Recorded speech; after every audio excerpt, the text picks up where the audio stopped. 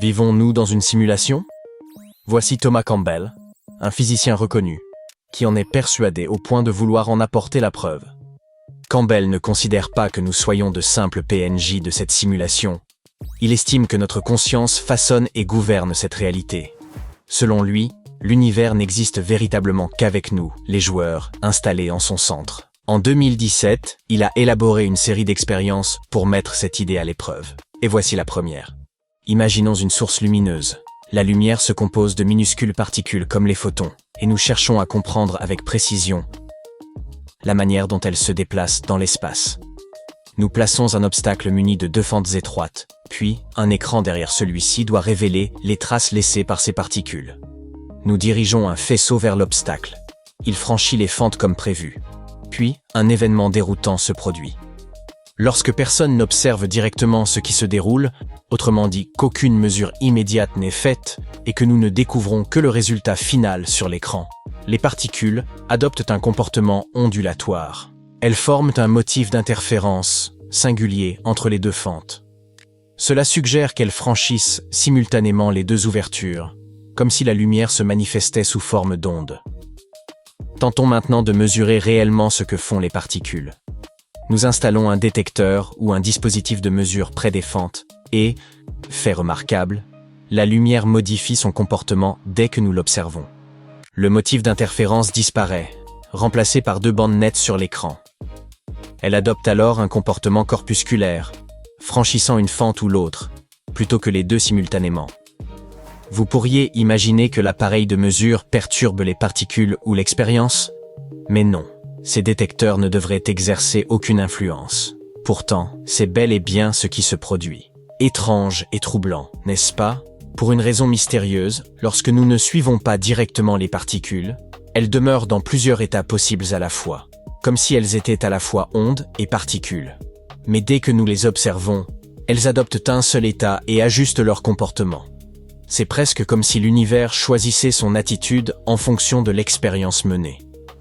Les scientifiques ignorent toujours pourquoi. Ils tentent d'élucider ce phénomène depuis plus de 70 ans, sans parvenir à une réponse claire. La théorie de la simulation est devenue l'une des nombreuses interprétations envisagées. Représentez-vous un ordinateur faisant fonctionner une réalité virtuelle.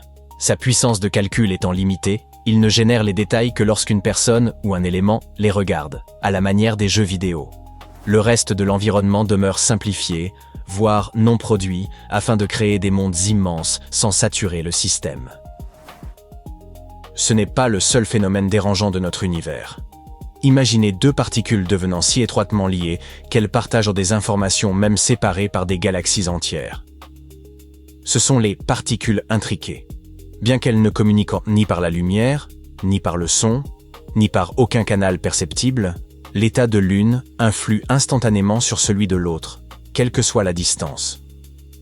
Par exemple, mesurer l'état d'une particule permet de connaître immédiatement celui de sa partenaire. Albert Einstein en était profondément inquiet, estimant que rien ne devrait dépasser la vitesse de la lumière. Il qualifiait ce phénomène d'action fantôme à distance. Mais si nous fonctionnons grâce à un superordinateur, la distance ne compte plus vraiment. Le code de la simulation pourrait mettre l'univers à jour instantanément. De la même manière que les grises barbes de Skyrim perçoivent que vous êtes le Dovahkiin depuis leur montagne. Et si tout cela s'avère exact, le Big Bang pourrait correspondre au moment où la simulation a débuté. C'est pourquoi Tom a lancé une campagne de financement participatif afin de tester cette idée. Il a réuni plus de 235 000 $ pour soutenir son équipe scientifique et a fondé une organisation à but non lucratif, le Centre pour l'unification de la science et de la conscience, abrégé en CUSAC. Ces recherches comportent 4 expériences, chacune étant une déclinaison de l'expérience des fentes de Young. Elles visent à déterminer comment et à quel moment notre réalité est rendue. La première examine ce qui se produit lorsqu'une machine détecte les données sans qu'aucun observateur humain ne les consulte. Dans un jeu vidéo, les détails ne se chargent que lorsqu'un joueur les regarde. Il souhaite donc déterminer si les particules modifient leur comportement lorsqu'un humain les observe, ou lorsque seule la machine les enregistre. La seconde expérience suit cette logique. Ils envoient un ensemble de particules à travers les fentes. Imaginons qu'ils stockent les résultats sur des clés USB rouges et bleues. Les clés rouges conservent la manière dont les particules ont parcouru leur trajet, tandis que les bleus enregistrent les motifs finaux qu'elles tracent sur l'écran. Puis, ils détruisent aléatoirement certaines clés rouges. Pour une partie des particules, il ne subsiste que les dessins laissés, sans trace de leur parcours. Maintenant, imaginez que l'univers perçoive d'une façon ou d'une autre que ces données ont été supprimées. Il saurait que nous ne pouvons plus observer leur trajet. Et si cela modifie les motifs finaux, cela impliquerait que l'univers s'ajuste selon que les humains l'observent ou non. Troublant, n'est-ce pas? La troisième expérience est particulièrement déroutante. Elle s'interroge sur la possibilité de prédire l'avenir. Les chercheurs étudient deux particules liées, pour déterminer si l'observation de la première influence ce qui arrive ensuite à la seconde. S'ils parviennent à anticiper ce résultat, cela suggérerait que la simulation s'ajuste en fonction de nous et de ce que nous avons observé. Enfin, ils cherchent à repérer des failles dans la matrice, créer des paradoxes ou des situations où la simulation hésitera sur la conduite à adopter. Dans un jeu en réalité virtuelle, si vous accomplissez une action que le moteur ne peut pas gérer, vous risquez de rester coincé dans un mur ou d'obtenir une quantité d'argent infinie. Cela ne surviendra sans doute pas dans le laboratoire de Campbell, mais un phénomène singulier pourrait se produire, comme un bug dans la réalité. Ces expériences demeurent précieuses, quel que soit leur résultat, car même un échec total nous apprendrait davantage sur le fonctionnement de l'univers. L'équipe de Campbell a commencé il y a peu. Leurs expériences sont menées dans des universités du Canada, de Californie et de la côte est des États-Unis. Elles se révèlent beaucoup plus complexes qu'ils ne l'avaient prévu, même pour des physiciens aguerris. Les difficultés concernent surtout le matériel, la sensibilité aux vibrations et la nécessité d'obtenir des données claires et publiables.